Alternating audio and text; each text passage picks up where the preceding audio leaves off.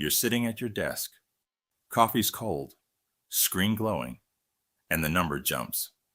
Not just a little, it hits differently. You glance at the charts, scroll past the headlines, and nothing makes sense. Everyone's talking about targets, everyone's shouting predictions, but they're missing the one thing that actually moves the needle. Markets don't care about what's obvious. They care about what hasn't been noticed yet. And that's where it starts to twist. Not in the charts, not in the news. It's in the rules. In the corners of law no one reads. The stuff that quietly decides who really owns what. Think about it. Something on paper, invisible to most, could force a company to change strategy overnight. And if that company holds a massive chunk of the market, well, every move they make has a ripple effect. Literally, you feel it. That little catch in your throat when the implications land. Your brain racing faster than your fingers. Because it's not about price swings. Not yet. It's about control, ownership, what gets counted, and what happens if it's suddenly questioned. This isn't panic, it's curiosity. And if you keep watching, you're going to see why this might be the single most important thing for anyone holding this token this year. I've written the hook with uneven rhythm, physical cues, curiosity, and a subtle tension, without data, charts, or fear-mongering. As of September 2025, Ripple directly controlled about 4.78 billion XRP. The total XRP supply sits at roughly 100 billion, with 33.6 billion held in escrow. Each month, about 1 billion XRP is unlocked from escrow. Ripple typically relocks 70 to 80% of what becomes available, meaning the net increase in circulating XRP is smaller than the unlock schedule suggests. The Clarity Act, still under Senate consideration, introduces a threshold. Any issuer or affiliate holding 20% or more of a token supply prevents the blockchain from being classified as a mature decentralized system. A mature blockchain is the label Congress applies to networks where no single entity or insider group has controlling influence. Ripple isn't a single entity in this calculation. Founders, directors, senior officers, and key employees with meaningful XRP holdings are aggregated alongside the company's own wallets. Subsidiaries, foundations, and special purpose vehicles effectively controlled by Ripple or its leadership are counted together. Transfers between these entities, whether to a Ripple-controlled bank or a foundation, do not reduce the calculated ownership percentage. Gifting XRP within controlled entities does not decrease beneficial ownership under the law. No official action has been taken yet. The Clarity Act is moving through the Senate's Banking Committee, having already passed in the House last year. Regulators, including the SEC and CFTC, are expected to have a provisional period after enactment, roughly 1 year, to establish rules and compliance frameworks before the law is fully effective. Currently, the debate focuses on three numbers: the total XRP supply, Ripple's direct holdings, and the aggregated holdings of founders and affiliates. The 20% threshold creates a ceiling for insider control. Any movement, sale, or transfer of XRP is being scrutinized to determine how it affects that calculation. At this moment, all public data indicates Ripple remains above the 20% threshold when considering direct and indirect holdings. Escrow releases continue on schedule, with no accelerated sales or mass distributions reported. No independent vehicle has yet been created to reduce Ripple's beneficial ownership in a legally recognized way. This section establishes the facts, timeline, and numeric context clearly and neutrally, without opinion or speculation. This isn't just numbers on a screen. When a company holds a large portion of a token supply, ownership isn't abstract. It's leverage. If Ripple continues to control more than 20% of XRP, the Clarity Act could prevent the network from being recognized as mature and decentralized. That label matters because it directly influences how regulators treat the token. If XRP is considered decentralized, it's treated more like a commodity. If it isn't, the law opens the door for it to be classified as a security. That distinction shapes what Ripple can legally do with its holdings, how exchanges can list XRP, and which financial products can exist. Institutional adoption, ETFs, and other investment vehicles depend on clarity in this classification. The first order effect falls on Ripple itself. Every decision about escrow releases, internal transfers, or grants now has regulatory significance. Selling large volumes could reduce Ripple's ownership percentage, but mismanaged distribution could flood the market and depress price. Moving XRP to affiliates, foundations, or controlled vehicles doesn't lower ownership in the eyes of regulators. Every step matters, not in isolation, but in aggregate. Second-order effects ripple through the market. Exchanges, ETF providers, institutional investors, and retail holders all watch ownership metrics closely. A sudden adjustment to ownership rules or accelerated sales could influence market liquidity. Price volatility, though not guaranteed, is a consequence of how ownership is realigned. Developers and ecosystem participants also face impact. Programs funded by XRP, grants, or incentive pools depend on clear regulatory guidance. If insiders are forced to redistribute or burn tokens, that changes available supply for adoption initiatives, partnerships, and innovation incentives. The network's perception of decentralization is another layer. If insiders remain dominant, even with partial escrow releases or small transfers, regulatory scrutiny remains. Governance rules, voting, protocol upgrades, consensus control interact with ownership percentages to define compliance. The law isn't just about economics, it's about control in practice, not theory. Finally, timing matters. Regulators have a provisional window post-enactment. Ripple can act, but decisions made too slowly or too aggressively influence outcomes for the entire ecosystem. Ownership percentages, market reactions, and adoption trajectories are all intertwined. A misstep at this stage isn't just internal. It affects community confidence, liquidity, and long-term utility of XRP. This section explains the real-world consequences of the 20% threshold and ownership rules, highlighting first-order and second-order effects without predicting prices. Look back a few years. In 2019, Stellar burned roughly half of its circulating supply. Observers expected a major price jump. It didn't happen. Supply reduction alone wasn't enough to shift market perception or create sustained adoption. The lesson: distribution and ownership mechanics are just part of the equation. Ethereum's early days offer another point of comparison. Initially, Vitalik Buterin and early contributors held large portions of ETH. Concerns about centralization circulated, but the network matured through broad adoption, active development, and diverse validator participation. Over time, the percentage held by insiders became less relevant because control was distributed, not merely the quantity of tokens owned. Even Bitcoin had its early concentration issues. A small number of miners controlled significant portions of the network, but as the ecosystem grew and mining diversified, the system's classification as decentralized remained intact. Ownership mattered less than the practical ability to influence consensus or network rules. Now, compare these examples to Ripple. Unlike Stellar or Bitcoin, Ripple remains a private company controlling a meaningful percentage of its native token.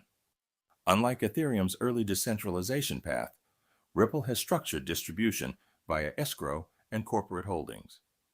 The Clarity Act changes the game.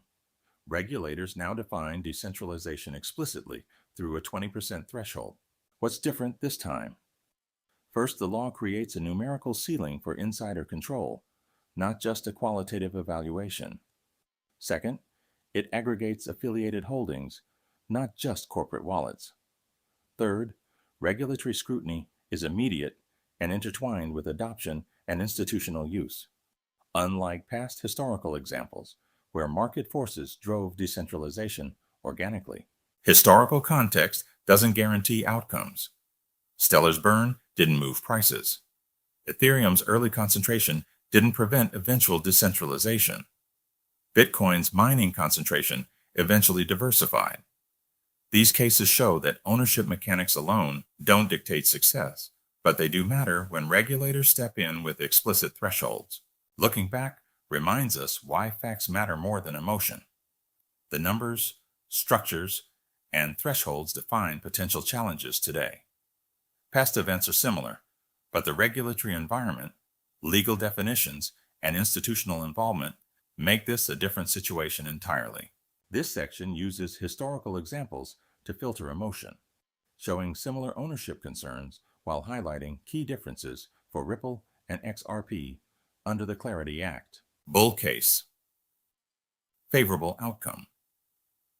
If Ripple successfully reduces its effective ownership below the 20% threshold without flooding the market, the token could reach mature blockchain status under the Clarity Act.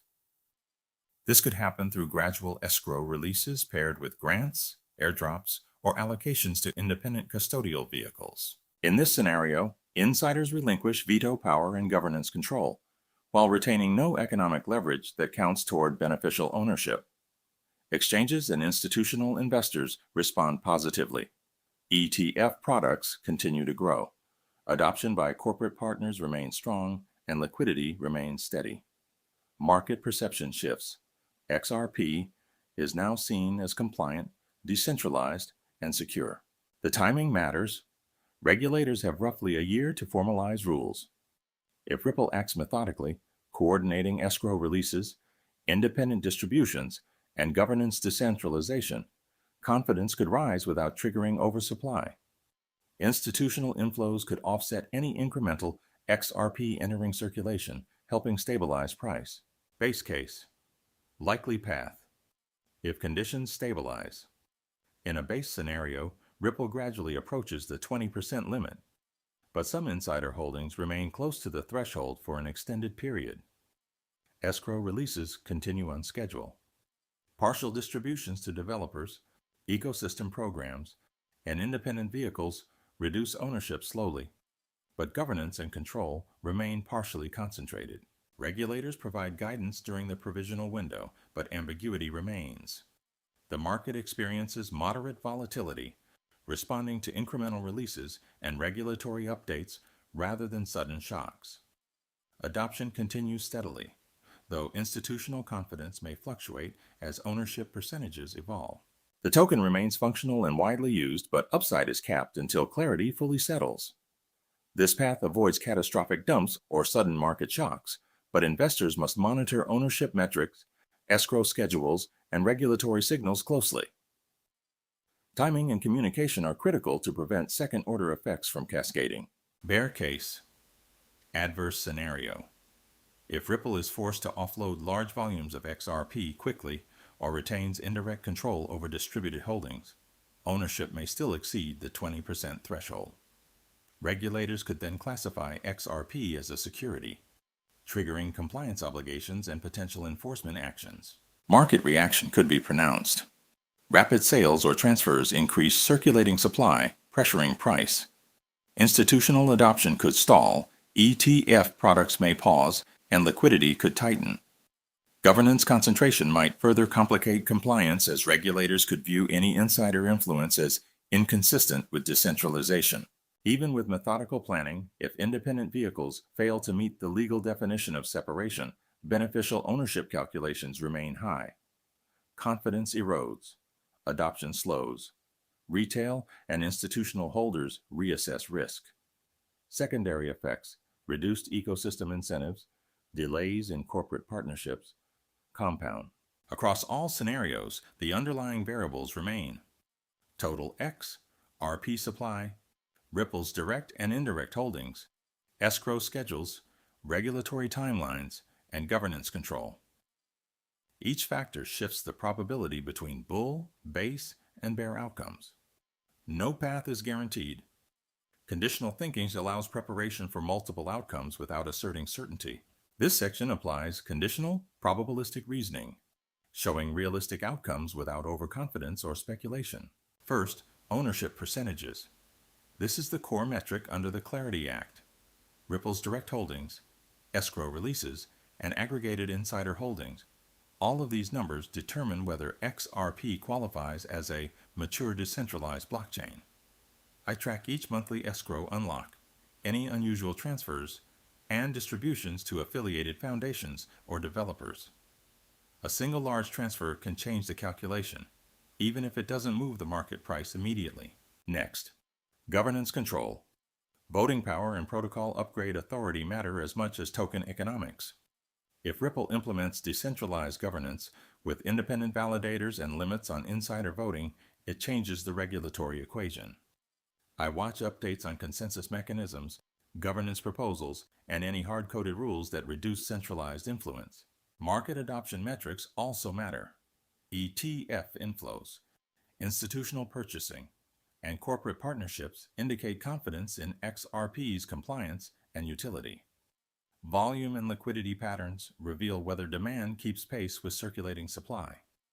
A sudden spike or drop in volume can indicate early reactions to regulatory signals. Regulatory signals themselves are crucial. Public statements from the SEC, FTC, and congressional committees, along with guidance during the provisional implementation window, are watched closely.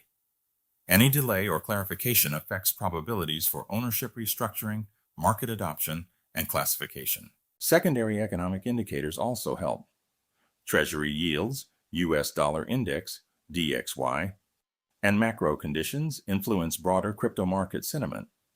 Inflation data, particularly CPI and PCE, affect institutional appetite for alternative assets. A risk-off macro environment could amplify reactions to ownership adjustments in XRP. Lastly, social and network metrics offer early insights. Wallet activity, validator participation, and ecosystem grants show real-world adoption trends. They don't replace regulatory and financial analysis, but they reveal whether XRP is being actively used versus sitting idle. In short, I watch numbers that matter legally, economically, and operationally. Not hype, not social media chatter. Ownership, governance, adoption, and regulatory clarity, these four pillars shape the path ahead. Every decision Ripple makes interacts with these indicators. Ignoring one can distort the view. This section emphasizes key measurable factors, teaching the viewer what matters for decision-making without speculation or fear. So here's where we end up. The numbers, the rules, the ownership, they're all pieces of the same puzzle. Ripple controls a lot of XRP. Escrow continues to release slowly. Regulators are setting thresholds. Nothing flips overnight, but every move matters. Watch the percentages. Watch governance. Watch adoption metrics. Watch regulatory updates. They tell a story no headline can capture. Timing is everything. Hasty decisions could ripple through the market. Patient, methodical actions preserve stability. This isn't about panic. It's about awareness. Understanding the levers, the numbers, and the framework helps you see where risks and opportunities live. This isn't investment advice. It's simply how I'm reading the market right now. Keep your attention on what actually matters. Don't let noise distract from facts. And remember, ownership, control, and regulatory clarity are the forces shaping XRP's path this year, and maybe beyond.